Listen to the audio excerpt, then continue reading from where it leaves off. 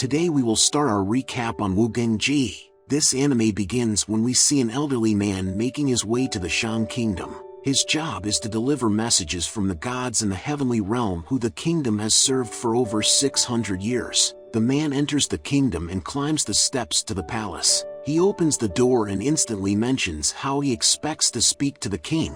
The guards clearly find the encounter strange. The king is called Shang and he is relaxed. The elderly man says he has a message from the heavens and he is allowed to speak. The messenger tells him he has served the gods inadequately as king, and he gives the king instructions which includes that he must work more on the mines. The king responds saying that he already has all of his people working on the mines. It is clear that the message is for the king to start overworking his people. The king refuses and is disgusted by the gods' greed. He says that the kingdom will no longer serve them and burns the instructions. The messenger is stunned and warns the king that the gods will bring disaster to his kingdom if he doesn't change his mind. Shortly after, we see the son of the king whose name is Geng Ji. He is already annoyed at his father for punishing him. So the fact his father is starting a war with the gods is only making him more frustrated. The city is already in chaos. We see the king's wife and the king's brother, who is a famous swordsman called Z, who came to fight alongside his brother. The king's wife also plans to stick by the king's side,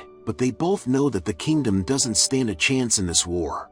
We then see the king of Zhou, which is another kingdom, and his name is Hua. The messenger met with this king and convinced him to lead a war against the Shang kingdom, saying that he will be named the Son of Heaven upon victory. His army are fired up, as the plan is to seize all their treasures and take their women, and they plan to do it tonight. The city is in absolute carnage and the Shang kingdom's soldiers are getting destroyed. Hua's army charge into the capital city. The people of the capital start to turn on the king and this confuses Geng Ji. He stumbles onto the road and the locals try to capture him. The king shows up and expresses his disappointment in his people, but also in his son who should be with his mother, telling him that he is a fool for thinking he can fight in the war. The king's words make his son upset and he runs away. We then see the king's brother who shows himself to the king for the first time, and Shang is glad that he has joined him, saying that he knew he would as he hates the gods too. Z said that it's a losing battle but one he will partake in.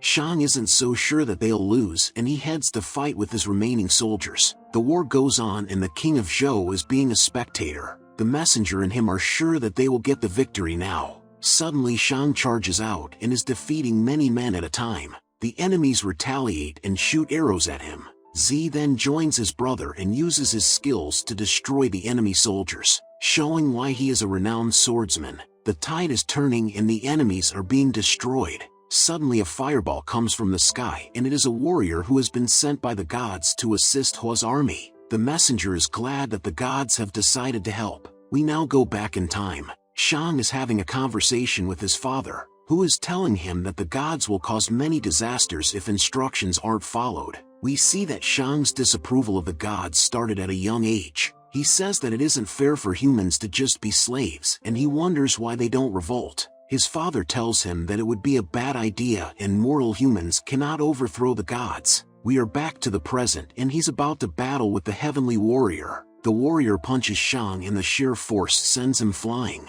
The people are stunned that their king is already defeated. This warrior's name is Tian, known to be the strongest warrior amongst the 6 divisions of heaven. Tian tells the messenger that all the strongest gods are ready to fight. An earthquake starts to occur and we see a figure amongst the clouds. It is the gods themselves who have came to ensure the Shang kingdom is defeated. We see that Geng Ji finally gets scared enough to run to his mother. His mother tells him that it is a dragon, which can only be commanded by the god of all gods. She knows that there is something really special about her husband, as gods never get involved in wars between humans, but now they are bringing every power they've got. His mother is called Jay and she used to be a god. She uses her divine powers to make a mirror where they can watch the war. He is fascinated and she goes on to tell them that she betrayed the gods to get with his father, the king. The dragon appears from the clouds and the people are shook. We see that the other 5 heavenly warriors appear, who declare that they will have fun killing the monkey slaves and are going to abuse their superiority. Tian makes it clear that he will not be happy if they needlessly wipe out the mortal humans. The first god to attack the people is called Mia, who can create a smell strong enough to literally kill people, and we see how he uses it on the soldiers, whose bodies start decaying and collapsing. Z decides to get involved and he clashes with one of the gods in the air. Mia has wiped out so many of the Shang Kingdom's soldiers, however he sees one still standing and he rushes in to attack him. King Shang suddenly slices his arm off and everyone is stunned that the king is still alive. Mia winces in pain and Shang tells him how pleasurable he finds it. At last he feels the pain which he has inflicted on humans for so long. We go back in time again. Shang is telling his father that he wants to meet Tian and the heavenly warriors, so he can tell them that humans will no longer be their slaves. Back to the present and Mia is confused about how a mortal human can be so powerful. Shang tells him that he is realizing that the gods aren't anything special and adds that he is ready to kill them all. Mia is furious and launches 2 divine power attacks on Shang, but he is able to breach through the poisonous insects and starts striking Mia repeatedly. He chooses not to kill him instantly but give him long suffering. The other gods were absolutely speechless that King Shang is torturing a god. The message gets to the most powerful god who rushes at Shang. We go back in time once more. Jay is explaining to her son how she met his father, and how she managed to convince him that not all gods are evil, and although it was a slow process they both ended up loving each other. Geng Ji is confused as to how he never found out that she is a god. She explains that she had hidden all her powers so that the other gods won't notice that she is here. Even her sister doesn't know she is here. Geng Ji wonders why his life is so chaotic if he's the son of a god and a king, asking why do they have to do all this to cater for the slaves. His mother explains that all lives are equal, telling him that his father has a deep connection to the lives of slaves, as when he was younger he'd done his fair share of slave labor. Geng Ji doesn't sympathize and still believes that his father and mother are fools for challenging the gods for the sake of the slaves. He puts his head down and is upset that he has to suffer as a result instead of succeeding the throne.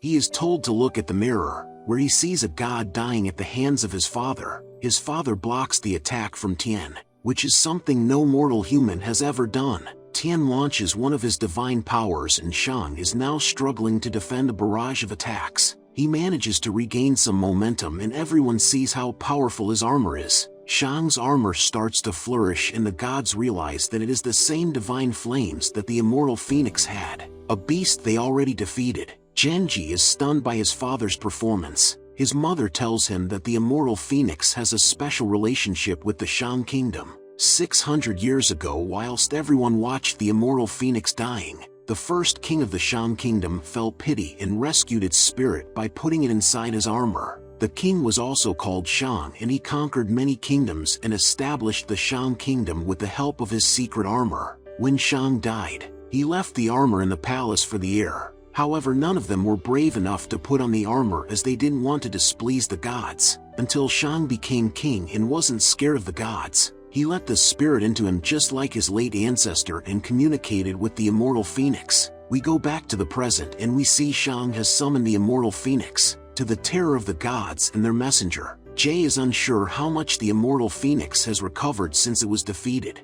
Although it is said to be the greatest divine power, Shang manages to send Tian flying.